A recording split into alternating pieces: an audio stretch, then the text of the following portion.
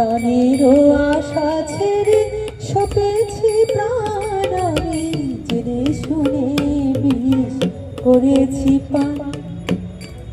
তারা জেনে শুনে জীব উদ্ধারের জন্য চেষ্টা করে যে বিষ দেখ, কিন্তু আমি অমৃতটা দিয়ে আসি।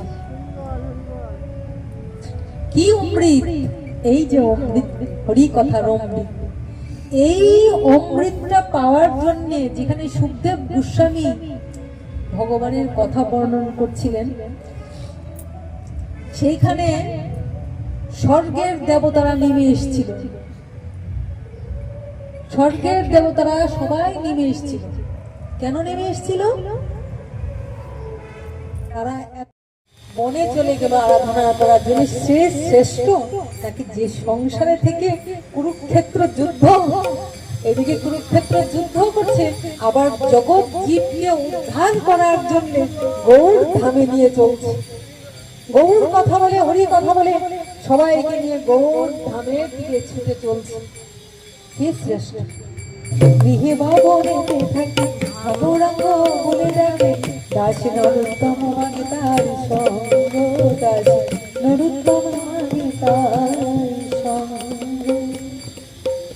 আমি যেন তারি সঙ্গ করতে পারি, আমি যেন তারি সঙ্গ করতে পারি। গৌরামি তোমার হলাম বলে আমার গৌরীকে যে ভালোবাসি, গৌরামি তোমার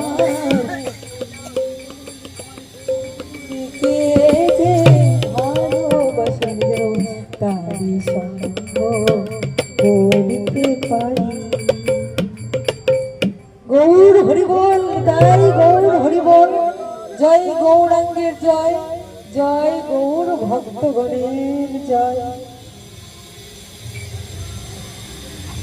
এই নরোত্তম দাস মহাশয় কি করলেন? সমস্ত ত্যাগ করে, ঐশ্বর্য ত্যাগ করে আমার গৌর চরণ লাভের আশায় এলেন। ওই জন্যে সাধু সঙ্গ করা। এই যে এই ভক্ত বাড়ি গত বছর যেখানে আমরা 1 মাস করলাম, আজকে 7 দিনে করলাম, যার জন্যে এখানে এলাম। রাধে রাধে। ভগবানের ইচ্ছা তো অবশ্যই অবশ্যই, ভগবান না চাইলে এখানে আসা হতো, কিন্তু উপলক্ষ তো তাকেই করেছে।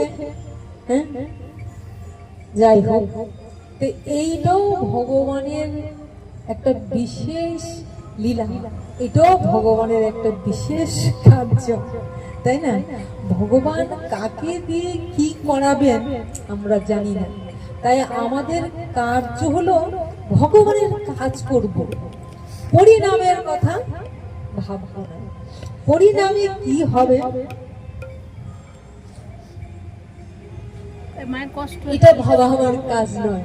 না না, এটা ভাবা আমার কাজ নয়। আমার কাজ কি? আমার কাজ হলো গৌরের সেবা করা, ভগবানের সেবা করা, ভক্ত সেবা করা। কিন্তু কার বিনিময়ে কি হবে এটা আমার কাজ। তাহলে এই যে দেবতারা স্বর্গে থাকেন, ভক্তরা স্বর্গ যেতে চায় না, ভক্তরা ভক্তি চায়, আমার ভগবানের সেবা করতে চায়। আচ্ছা বলো তো, দেবতাদের মধ্যে সবচেয়ে অবহেলিত কে? সমস্ত দেবতারা ঐশ্বর্য স্বর্গ সুখে থাকে, কিন্তু সবার মধ্যে সবচেয়ে অবহেলিত দেবতা কে? মহাদেব। সবার মধ্যে সবচেয়ে অবহেলিত মহাদেব। মহাদেব, দেবাদিদেব মহাদেব। মহাদেবরে মানুষ গালি দেয় না? আরে মানুষের কথা ছেড়ে দাও, মহাদেব কাকে বিবাহ করেছিলেন? হিমালয়ের কন্যা পার্বতীকে বিবাহ করেছিলেন। তাকে জামাতা হিসেবে মেনে নিয়েছিলেন? নিতে পেরেছিলেন?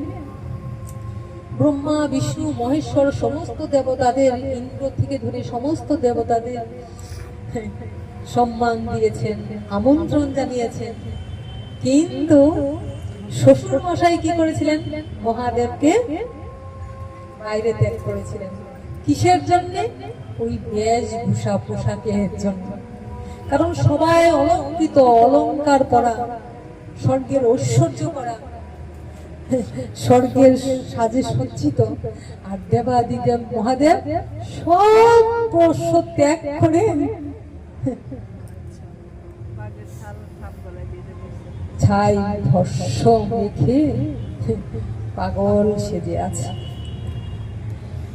ভোলা বাবা পাগল না? তো তাকে কি দেবতা মানা যায়? দেবতা হলে তার ঐশ্বর্য থাকবে, অলংকার থাকবে, স্বর্গে বাস করবে।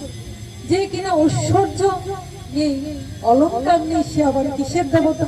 তাই তাকে তুচ্ছ তাচ্ছিল্য, অবহেলা, অবজ্ঞা, অপমান, কম অপমান পেয়েছে। আর এই ভোলানাথ হলেন দেবাদি দেব, তিনি হলেন দেবতাদেরও দেবতা। তাকে কিনা অবহেলা করেছে। অথচ দেবাদিদেব মহাদেবকে অবহেলা করলে কোনো যজ্ঞ, কোনো তপস্যা, কোনো পূজাই সম্পন্ন হয় না। কেন? তিনি হলেন পরম বৈষ্ণব, বৈষ্ণব চূড়ামণি। তিনি হলেন বৈষ্ণব চূড়ামণি। তাহলে বৈষ্ণব চূড়ামণিকে অবহেলা করলে বিষ্ণুর উপাসনা কি হয়? বিষ্ণু কার উপর প্রসন্ন? বৈষ্ণবের উপর। আর বৈষ্ণব চূড়ামণি হলেন দেবাদিদেব মহাদেব। আর আমরা এত মন্দ বুদ্ধি, আমরা এত ভ্রান্তমতি, আমরা যারা দেবাদিদেব মহাদেবের উপাসনা করি, বাবার উপাসনা করে কি করি? বাবার উপাসনা করে আমরা যারা মহাদেবের উপাসনা করে তারা কি বলে? বাবার প্রসাদ গাঁজা খাবে, তাই তো? বাবার প্রসাদ গাঁজা নয়, তাই তো? হাম খাবে, গাঁজা খাবে, হ্যাঁ, ওটা কি বলে? সুরা, মদ, মদ্যপান করবে, কারণ এগুলি বাবার প্রসাদ, তাই তো? সবাই তো সেটাই বলে, বাবা খায় তারা আমরা খাবো না। আচ্ছা, যে যেটা করে তার সেটার চিহ্ন থাকে তো। নারায়ণের চিহ্ন কি? শঙ্খ চক্র গদা পদ্মধারী নারায়ণ। আমরা নারায়ণকে কি করে চিনি? চার হাতে শঙ্খ চক্র গদা, শঙ্খ চক্র গদা আর পদ্মধারী নারায়ণ। তাহলে এগুলিতে তার কাজ। বিষ্ণু, যার মধ্যে এতটুকু বিষ নেই, বিষ্ণু। আচ্ছা, তাহলে তার হাতে আমরা তা দেখি। আচ্ছা, ভগবান শ্রীকৃষ্ণের হাতে কি আছে? বাঁশি, মুরলী। তো বাঁশি দিয়ে আকর্ষণ করে জীবকে নিচের দিকে টানে, মধুর মধুর সুরে জীবকে টানছে। মুরলী ধর কৃষ্ণ। তাহলে কৃষ্ণের হাতে তাই থাকছে। সরস্বতীর হাতে কি? বীণা। লক্ষ্মীর হাতে কি? ধন দৌলত, তাই তো? গণেশকে বলা হয় সিদ্ধিদাতা, আমরা চিহ্ন দেখে বুঝি। আচ্ছা, মহাদেবের কি গাঁজা ভাঙ সাথে থাকে?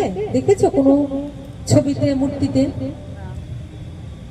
মহাদেবের যদি ওইটাই তিনি খান, তবে তো পাশে একটা গাঁজা থাকার কথা।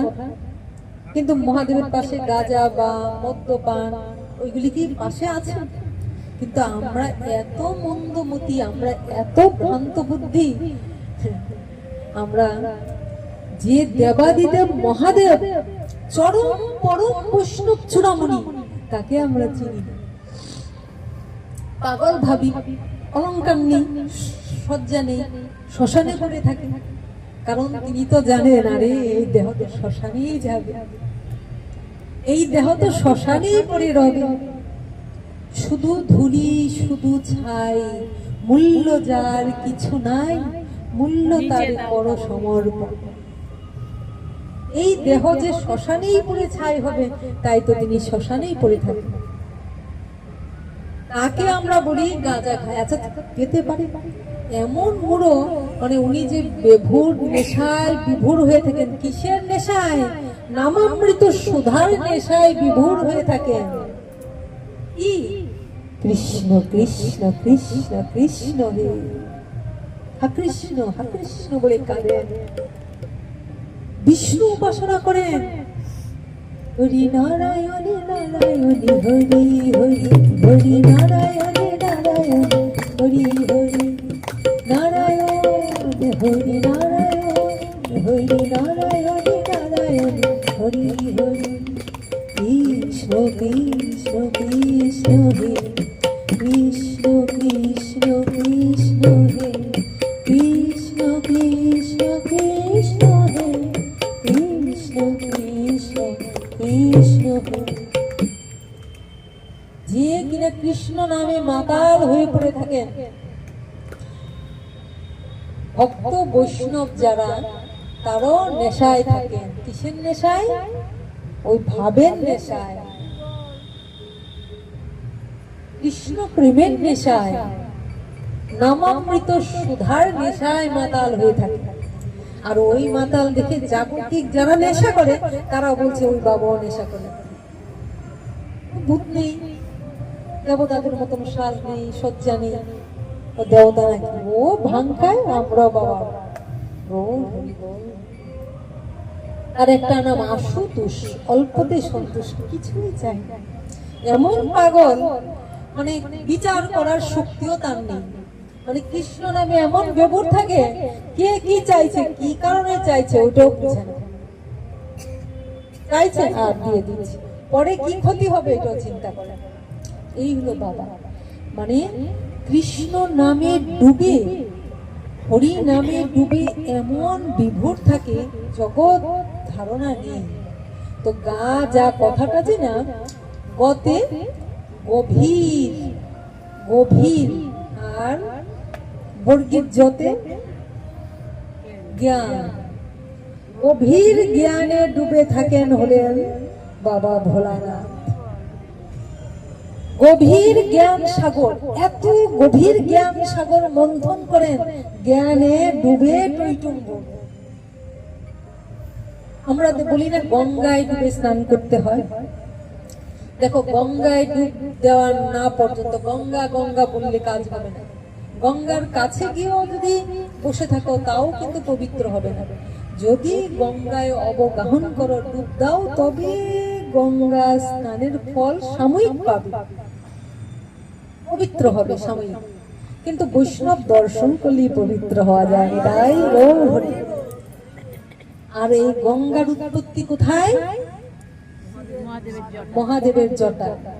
তা আমরাও এত বোকা, মহাদেবের জটা, স্থূল বুদ্ধি। কারণ আমরা গুরু কৃপা করছেন বটে, কিন্তু আধার পাত্র তৈরি হয় না। ওই পাত্রটা আমাদের ফুটা।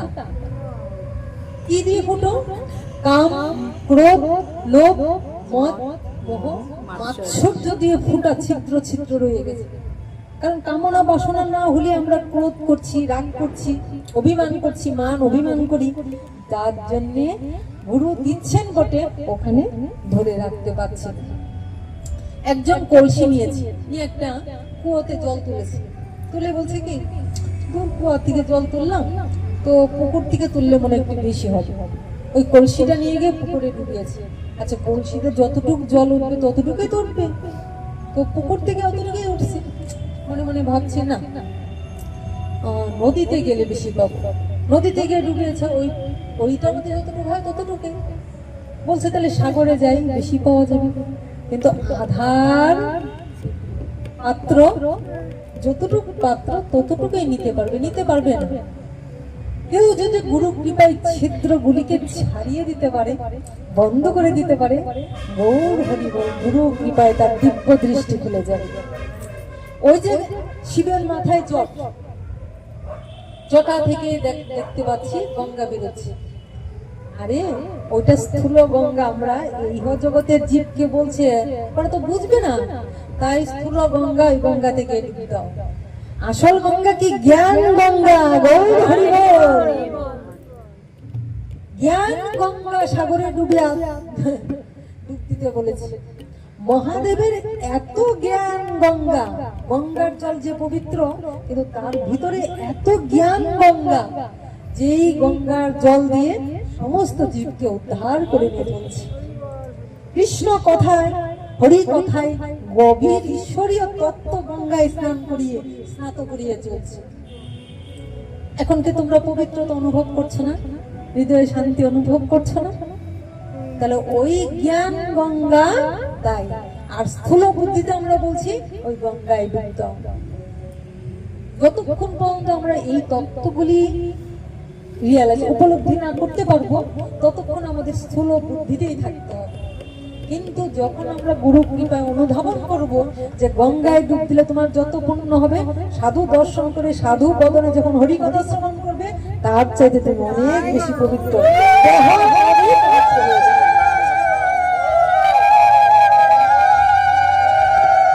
জয় রাধা। তাই তো সাধু সঙ্গ, তাই তো তীর্থে তীর্থে আমরা পর্যটন করি, বিভিন্ন সাগর মহাসাগরে যাই, কিন্তু ওই সাগর মহাসাগর তীর্থ গঙ্গা ওইগুলি অপেক্ষা করে থাকে যে কবে সাধু আসবে। ওই সাধু কোন সাধু? নিষ্কিঞ্চন সাধু। নিষ্কিঞ্চন সাধু মানে যে সাধুর হৃদয়ে কৃষ্ণ ভক্তি বই আর কিছু নাই।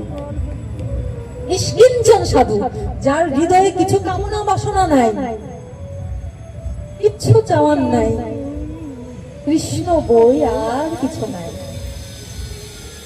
ওই নিষ্কিঞ্চন সাধুর চরণ লাভ করার জন্য গঙ্গা সাগর এরাও অপেক্ষা করে থাকে কবে সাধু আসবে আর সাধুর চরণ ধুলি ধৌত করিয়ে দিব। গঙ্গা একবার ভগবানকে প্রশ্ন করলেন, হে প্রভু, তুমি যে আমাকে পতিত পাবনী গঙ্গা বলেছ, আমি যে সমস্ত জীবের পাপকে বিধৌত করি, ধুয়ে দিই, এবার সমস্ত পাপীর পাপ ধৌত করতে করতে, সমস্ত পাপীর পাপ ধৌত করতে করতে করতে করতে একদিন তো আমি একদম অপবিত্র হয়ে যাব, আমার তো আর সহ্য করার শক্তি থাকবে না, আমি তখন কোথায় গিয়ে পবিত্র হব? বলছে গঙ্গা, তুমি সমস্ত অপবিত্র জীবকে উদ্ধার করতে থাকবে, তোমার জলে অবগাহন করে স্নান করে করে ওরা পবিত্র হতে থাকবে। হ্যাঁ, তাদের ময়লা তোমার গায়ে লাগতে থাকবে, লাগতে লাগতে যেদিন তুমি নিষ্কিঞ্চন কোন সাধু কোনদিন আসবে, আর ওই সাধুকে কি করে চিনবে? ওই সাধুকে দেখবে গঙ্গায় গিয়ে অবগাহন করছে না, স্নান করছে না। ওই সাধু কি করছে? হাঁটু গেড়ে গঙ্গাকে প্রণাম জানাচ্ছে, হাত দিয়ে তুলে মাথায় দিচ্ছে, হাত দিয়ে তুলে মাথায় দিচ্ছে, তোমাকে প্রণাম করছে। তুমি কি করবে? তোমার ঢেউ দিয়ে দৌড়ে যাবে তার চরণ ধৌত করার জন্য। যদি এই যে গঙ্গার ঢেউ উঠে, সাগরের ঢেউ উঠে, কেন? তারা মনে মনে ভাবে, কে জানে যদি এমন কোন সাধু আসে, তার চরণ যদি ধরতে পারি তাহলে আমি মনে হয় পাপটা থেকে একটু মুক্ত হয়ে শান্তি পাব।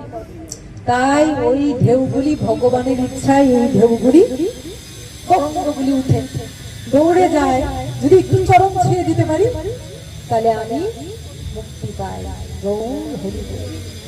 তাহলে সেই গঙ্গা যমুনা সরস্বতী ত্রিবেণী, সেই মহাসাগর, ওই তীর্থগুলি অপেক্ষা করে থাকে যে সাধুরা ওই তীর্থে যেতে চায় না। সাধুরা খুব একটা তীর্থের জন্য দৌড়ে না, খুব কমই দৌড়ে, যেতে হয় যায়, কিন্তু সাধুরা তীর্থের জন্য দৌড়ে না, কারণ সাধু যেখানে যায় সেই জায়গাটাই তীর্থে পরিণত হয়। তাই সাধু যেখানে যায় সেটাই তীর্থ, সেটাই ধাম, সেটাই বৃন্দাবন তৈরি হয়। তাই ওইসব তীর্থ ধামগুলো সাধুর চরণ ধুলি পাওয়ার জন্য, চরণ ধৌত করার জন্য অপেক্ষা করে। এ হেন দেবাদিদেব মহাদেবকে আমরা না বুঝতে পেরে আমরা মনে মনে ভাবি গাজা। গভীর জ্ঞানের ভান্ডার সমুদ্র, সেই গঙ্গা উদ্বেলিত হচ্ছে কি? এই তো গঙ্গা জলে তোমরা স্নাত হচ্ছ, এই তো গঙ্গা জলে তোমরা পবিত্র হচ্ছ। শুধু গঙ্গায় ডুব দিলে দেহটা শান্ত হয়, হৃদয়টা কি আর শান্ত হয়? কিন্তু এই গঙ্গার জলে অবগাহন করে তোমাদের হৃদয় তৃপ্ত হয়ে যাচ্ছে, ভরে যাচ্ছে, পাপগুলি বিধৌত হয়ে যাচ্ছে। তো যাই হোক, সেই দেবাদিদেব মহাদেবকে আমরা চিনি না, আমরা বুঝি না, না বুঝে তাকে অপবাদ দিই। আচ্ছা এইবার ভাবো, যদি মহাদেবের, এই যে সবার একটা একটা চিহ্ন দেখেছি, মহাদেবের চিহ্ন আমরা দেখি তো, কি দেখি মহাদেবের চিহ্ন? গলায় সাপ, সাপ পেঁচানো। সাপ মানে সাপ কি দিচ্ছে? বিষ। তাহলে গলার মধ্যে কিসের চিহ্ন? কিসের চিহ্ন? প্রতিনিয়ত সাধু বিষ পান করেন। গৌর হরি বল। প্রতিনিয়ত দেবাদিদেব মহাদেব বিষ পান করে নীলকণ্ঠ। তাহলে মহাদেবের ওইটা আমরা চিন্তা করতে পারি না? ওই গাঁজা খাওয়ার কথা চিন্তা করে গাঁজা এতটুকু বিষ পান করে দেখো তো কেমন লাগে। মহাদেব তো বিষ পান করে। যারা মহাদেবের ভক্ত, তা আমরা এক ছিটা এক ফোঁটা একটু বিষ পান করি তো, ওইটা করবে না। রাধে রাধে। তাহলে এই তত্ত্বগুলি আমাদেরকে রিয়েলাইজ, উপলব্ধি করতে হবে। এই তত্ত্বগুলি আমাদের জানতে হবে। যারা মহাদেবের ভক্ত, যারা বাবার ভক্ত, যারা ভোলানাথের ভক্ত, তারা একবার চিন্তা করো, কত বিষ পান করতে করতে কতজনের কত বিষ। বিষ মানে কি? ওই স্থূল বিষ, শুধু বিষ। প্রতিনিয়ত মানুষ বিষ দিচ্ছে, তাই তো? মহাদেবকে কম দিয়েছে? শ্বশুর থেকে ধরে সবাই মিলে কত অপবাদ দিয়েছে, কত লাঞ্ছনা, কত কালিমা দিচ্ছে। তাহলে বৈষ্ণব যারা হয়, ভক্ত যারা হয়, তারাও বিষ পান করে।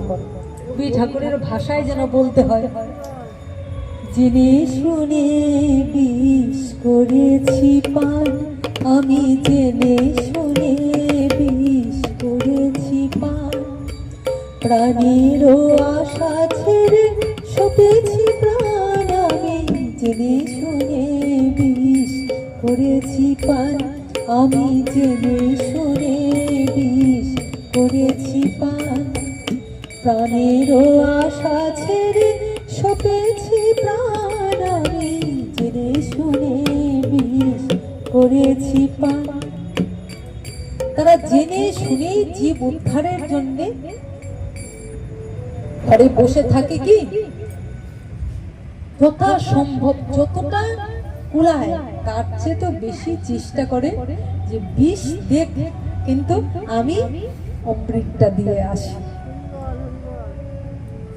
কি অমৃত? এই যে অমৃত, হরি কথার অমৃত।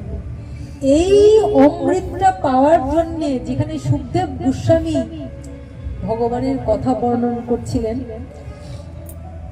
সেইখানে স্বর্গের দেবতারা নেমে এসেছিল।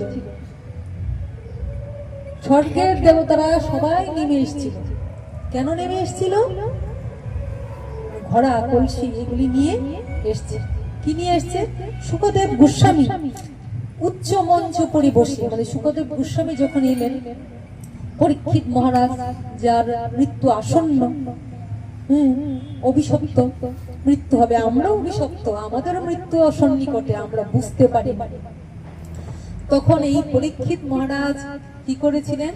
শুকদেব গোস্বামী যখন চলে যাচ্ছেন, তখন তাকে আহ্বান করে, তার চরণ ধৌত করে, চন্দনে চর্চিত করে, মাল্য চন্দনে ভূষিত করে, উচ্চ মঞ্চ করে আসনে বসিয়ে তার কাছ থেকে হরি কথা শ্রবণ করতে চেয়েছিলেন। আমরা সাধুকে, আমাদের গুরুদেবকে হরি কথা বলার জন্য এই যে আসনটা দেই কেন?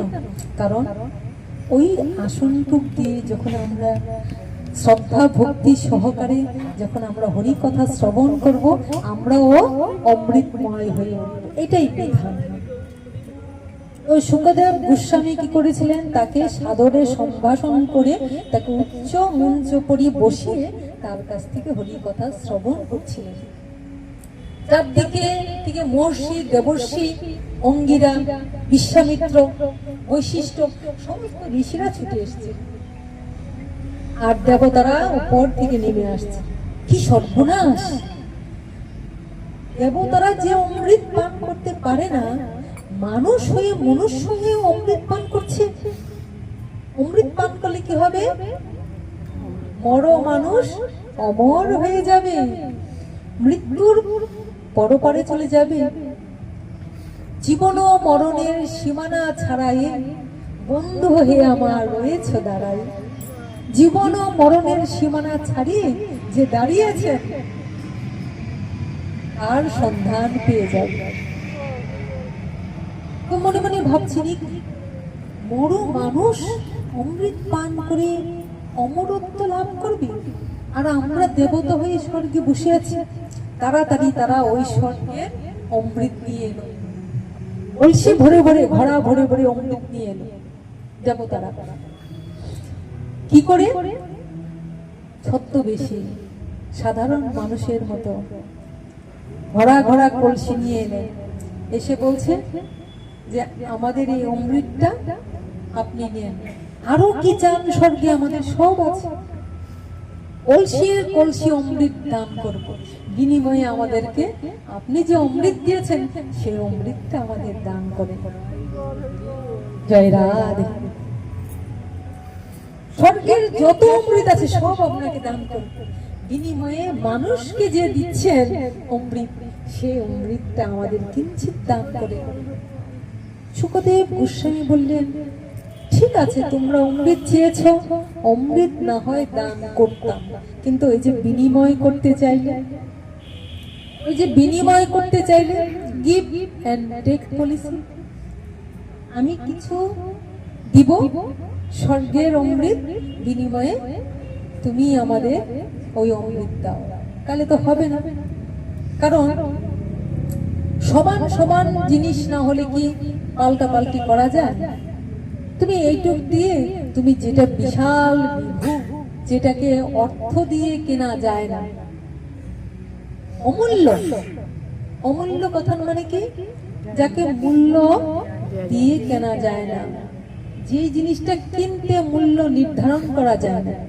তাহলে তোমরা এসেছো ওই অমৃত নিয়ে আমার অমৃত কিনতে। তোমরা যদি বলতে যে আমরাও অমৃত লাভ করতে চাই, তাহলে নিশ্চয়ই তোমাদের আমি অমৃত দান করতাম, কিন্তু এই অমৃতের বিনিময়ে তো ওই অমৃত দেওয়া যাবে না। তারা লজ্জিত হলো, লজ্জিত হয়ে তখন তারাও ওই সুন্দর করে বসে হরি কথা শ্রবণ। তার মানে কি বুঝলাম? হরি কথা শ্রবণ করতে লাগলাম। তার মানে আমরা কি বুঝলাম? এই কলি হতো জীব আমরা। কলি কথার অর্থ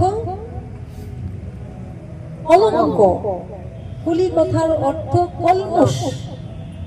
এখন আমরা কলঙ্কিত, আমরা নির্যাতিত, নিষ্পেষিত, কলহ। কলি কথার অর্থ কলহ। কলহ মানে ঝগড়া, বিবাদ, অশান্তি। অথচ কলি হত জীবের কি মহাভাগ্য, যা কিনা সত্য ত্রেতা দাপরে কখনো সুযোগ ছিল না হরি কথা শ্রবণ করার, আয়োজন করার। আর এখন আমরা তা অনায়াসেই লাভ করছি। এখনই ভরার সময়, যার যার কলসিতে যার যার ঘোড়াতে ভরার সময়। এখন আমরা যা ভরবো তাই আমাদের জন্ম জন্মান্তর ধরে চলবে। এখন আমরা যতটুকু নিতে পারবো, যতটুকু শ্রদ্ধা দিতে পারবো, যতটা ভক্তি দিতে পারবো, যতটা বিনয় করতে পারবো, যতটা দান দক্ষিণা করতে পারবো, যতটা হরি কথা হৃদয়ে ধারণ করতে পারবো, ততটাই অক্ষয় অটুট থাকবে। এই সময় এই সত্য এলো বই, আর কলি বেরিয়ে যাচ্ছে। তো কলি বেরিয়ে গেলে সত্য আগমন করছে। জয় রাধা। একটা গুরুত্বপূর্ণ সময় এই সময়, এই সময়টা আর খুব বেশি দেরি নয়, খুব বেশি দেরি নয়। আমাদেরও জীবন সূর্য অস্তমিত হয়ে গেল বই, আমাদেরও জীবন সূর্য অস্তমিত ঢলে পড়ছে। আর তারপরে দেহ ত্যাগ করে আবার দেহ ধারণ করা, আবার দেহ ধারণ করা। তাই সময় গেলে সাধন হবে না, সময় গেলে সাধন হবে না। দিন থাকিতে দিনের সাধন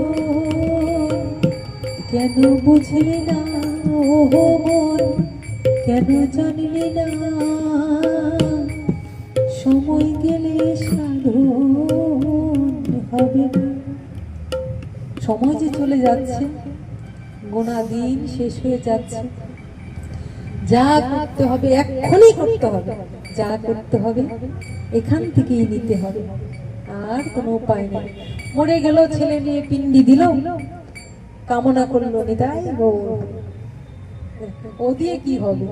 ওইটা জড়জাগতিক ভৌতিক স্থূল বুদ্ধির চিন্তা, কিন্তু যা করতে হবে দেহ ধারণ করি করে যেতে হবে। যাই হোক, আজকে ভাবছিলাম একজন রাজার ঘটনা বলবো। একজন মহান ধার্মিক রাজা মনির ঘটনা, আগামী দিন বলবো। আসলে ভাবি একটা প্রশ্ন হয়ে যায়, একটা ভগবান যা চায় তাই তো হয়। তো আজকে আমরা এখানেই ছাড়বো, গলাটা বেশি দেয় না তো, ইচ্ছা করে যে বলি বলি বলি কথা বলতে চাইলে মনে হয় যে বলেই যায়, কিন্তু গলাটা বেশি দেয় না, বুঝছো, যার জন্য চাইলেও পেরে উঠি না।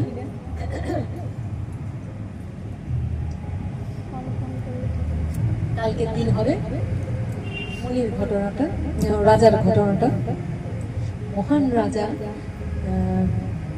আসলে ভগবান তো যে কোনো কাজ করতে চাইলে ভক্তকে আশ্রয় করে করে না, ভগবান তার ভক্তকে আশ্রয় করে করে। ওই যে গীতা জ্ঞান দিল, কাকে আশ্রয় করে?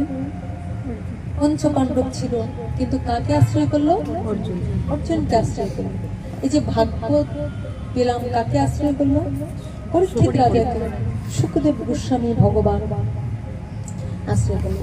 তাহলে যে কোনো কর্ম করলে ভগবান ভক্ত চাই, ভক্ত ভগবানের মিলিত রূপে জগৎ জীবের মঙ্গল হয়। তাহলে ওই জায়গাটা আমরা আগামী দিন আস্বাদন করব। খুব সুন্দর একটা ছোট্ট লীলা। আজ এখানে হরিকথা বিশ্রাম দেব। মহাদেবের তত্ত্বটা আমরা অনুভব করলাম, যে মহাদেব যে বিষ পান করেন, আমরা কতটুকু বিষ পান করতে পারি গো?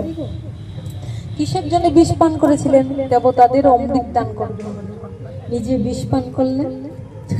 জয় রাধে। আমি গুরুদেবের কৃপায়, গুরুদেব আমাকে আদেশ করেছেন বলে একটু হরি কথা বলার চেষ্টা করি। মনে হয় যে আসলে আমি তো কিছুই জানি না, শাস্ত্র জ্ঞানও নাই, বুদ্ধি কিছুই নাই, কিছুই পারি না। গুরু কৃপাহি কেবল, গুরু কৃপাহি কেবল, গুরু কৃপাহি কেবল। আমার বলার সামর্থ্য নাই, জ্ঞান নাই, যোগ সাধনা নাই, ভক্তি নাই। ভক্তর দ্বারে দ্বারে ঘুরে বেড়াই ভক্তি লাভের জন্য।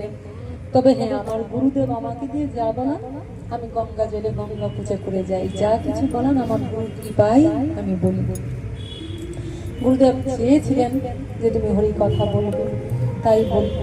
কিন্তু এই আমারও গলায় এই প্রবলেম হচ্ছে, মাঝে মাঝে গলাটা আমাকে বলতে দিচ্ছে না। আবার চুপ করে মনে মনে বলি, প্রভু যদি নিয়ে নিতে চাও নিয়ে নাও, কিন্তু যদি বাঁচিয়ে রাখো তাহলে একটু গলাটা দিও, যেন একটু হরি কথা বলতে পারি, যেন একটু যতক্ষণ বেঁচে আছি। সত্যি আমিও ভক্তদের সঙ্গে থাকলে ভগবানের কথা বললে তোমরা যেমন আনন্দ পাও, আমিও অনেক আনন্দ পাই। আমি কিন্তু দুঃখ কষ্ট বা আমার যে শরীরে অসুস্থতা ভুলে যাই। গলায় প্রবলেম হচ্ছে, বারবার আটকে আসছে, কিন্তু মনে থাকছে না, মনে হয় আরো বলি। কিন্তু ভগবান জানান দিচ্ছে থামো থামো, আন্নান আবার হবে, একটু একটু করে। কারণ বেশি ভালো জিনিসগুলি বেশি তো দেওয়া যায় না। ঘি অত্যন্ত সুস্বাদু, কিন্তু বেশি ঘি খাওয়া যায় না। মধু অত্যন্ত সুস্বাদু, বেশি মধু খাওয়া যায় না। যায় না, তাহলে হয়তো বেশি বেশি বলে ফেলছি। ভগবান চাইছে আস্তে আস্তে। তো বলি যে প্রভু তোমার ইচ্ছাই পূর্ণ হোক, তোমার ইচ্ছাই যাদেরকে পেয়েছি, যাদেরকে গুরু কৃপায়, যাদেরকে আমি জন্ম জন্মান্তরে সম্পর্ক ছিল, এই জন্ম পেলাম, তো এইটুক সময় যখন তোমাদের সঙ্গে থাকি, হরি কথা বলে ভালো লাগে, আনন্দ লাগে। তোমাদের দিলে তোমরা শান্তি পেলে আমিও শান্তি পাই। মাঝে মাঝে ভাবছি এখন একটু একটু বাইরে বেরিয়ে যাই, কিন্তু এই যে 2 দিন করছি জ্বালান দিচ্ছে না, আরো থামো। তার মানে দেখো, এই যে দেখো আমরা বুঝি না, এই আমাকে আটকানোর পিছনে এটারও ভগবানের একটা কারণ আছে। এখন মনে মনে ভাবি, গলাটা দিয়ে আটকিয়ে না আটকালে আমি তো এখন ছুটতেই থাকতাম, কাটে কাটে দৌড়েই থাকতাম। আটকানোতে দেখো এই যে ঘরে যে একটা মেয়ে ছিল, ওকে একটু পথ করছেন ভগবান, যে ওর পথটার জন্য একটু থামতে হবে। সবকিছুর পিছনে কোনো কারণ থাকে, ওইটা না হলে হয়তো আমি আমার প্রশ্নই উঠতো না, ছুটতেই থাকতাম। ঘরে আটকে দিয়ে এখন ঘরের কাজ যেটা আছে সেটাও সমাধানের জন্য হয়তো এটাই হয়তো ভগবানের পরিকল্পনা, হয়তো এটাই ভগবানের পরিকল্পনা। তার জন্য রেখেছেন যে এই কর্মটুকু তো করতে হবে, কর্ম তো বাদ দিলে হবে না। হয়তো প্রভুর এটাই পরিকল্পনা, আবার ঠিক হয়ে যাবে। তো বারবার একটা কথাই জানি, আমার গুরুদেবের কাছে একটাই মিনতি করি, যে যতক্ষণ বাঁচিয়ে রাখো হে প্রভু, ভক্তের সঙ্গে হরি কথা বলার সুযোগ দিও। আর যদি মনে করে যে না আমাকে আর দরকার নেই, তাই তুলে নিও। কারণ ভক্ত সঙ্গে থাকলে আন কথা আসলে বলতে চায় না, বললে অনেক কষ্ট হয়। আমি বললেও খারাপ লাগে, কেউ বললেও খারাপ লাগে, হয়তো বা পরিস্থিতি পারমিট করে না, অনেক সময় শুনতে হয়। আজকে সকালবেলা এক ভক্ত এসেছিল, যাই হোক আমাদের জয়দেব ভক্ত এসেছিল একটু টুকটাক কথা বলার জন্য, কিন্তু আসলে এগুলির মধ্যে খুব একটা ভালো লাগে না, কিন্তু হয়তো পরিস্থিতি বাধ্য করে। যেটুকু হয় এখানে দামোদর রাধা দামোদরের কাছে জানিয়ে যাই, আমার গুরুদেবের কাছে জানিয়ে যাই, ভক্তদের কাছে জানাই। প্রভুর যদি ইচ্ছা হয়, আমার গুরুদেবের যদি ইচ্ছা হয়, আমি জানি এভাবে তোমাদের যতটুকু ধারণ করেছি ততটুকু যেন তোমাদের নির্দ্বিধায় অযাচিত ভাবে অকৃপণ ভাবে দিতে পারি, তোমরা যেন সেগুলি গ্রহণ করে ভগবানের দিকে অগ্রসর হতে পারো। এইটুকু আমাকে বাঁচিয়ে রেখে দিলে প্রভু চান যেন এইটুকু করতে পারি। জয় রাধা। বাঞ্ছা কল্পতরুভ্যশ্চ কৃপা সিন্ধুভ্যেব চ পতিতানাং পাবনেভ্যো বৈষ্ণবেভ্যো নমঃ।